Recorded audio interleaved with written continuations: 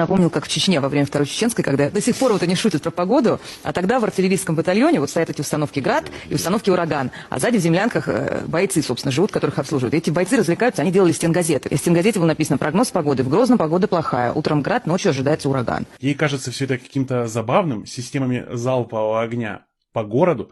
Это забавный момент, что ли? Это вообще-то ни разу не повод для каких-то тупых попыток пошутить. Это, наверное, были самые страшные страницы в современной истории. Ну, до недавнего времени, естественно. У многих людей до сих пор это все болит. И она на этом упражняется в остроумии.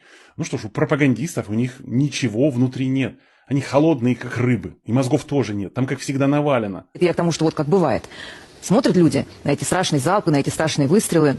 И кто-то испугается, и кто-то скажет, а как же мы потом будем жить вместе? А вот как мы живем? Это я не такая старая, это при моей жизни случилось. Я уже взрослая была, я там работала и видела эти установки «Град». Да, никаких особых проблем, но очевидно ж нет, и очевидно не предвидится. В общем-то, будем жить, как и жили. Ничего ж не случилось. И приводить аналогию с Чечней, это все очень и очень должно остаться на ее совести. Этот бред, это человеконенавистнический бред. Но насчет того, что все будет как раньше, тут, как говорится, надо бы расстроить. Ничего, как раньше, точно не будет. Это на десятилетия, а если не навсегда. Вот эта ненависть. Потому что ничего не может быть вот так вот просто. Будем жить, как жили. Это только у холодных пропагандистов внутри, когда умирают мирные люди, ничего не меняется. Ну а что? Это даже повод пошутить, очевидно. Я взяла эту штуку, несколько штук, и привезла бате, он до сих пор и пользуется как пепельницей. Ты просто не курящий, видимо, поэтому не брал с собой.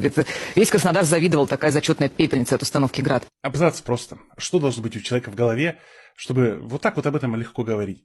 Пепельницу себе взяла. Да она, по-моему, могла дойти до того, что что-нибудь из человеческих останков могла себе взять в качестве пепельницы. А что? Почему нет? Ей вообще, по-моему, у нее никакой границы в принципе нет.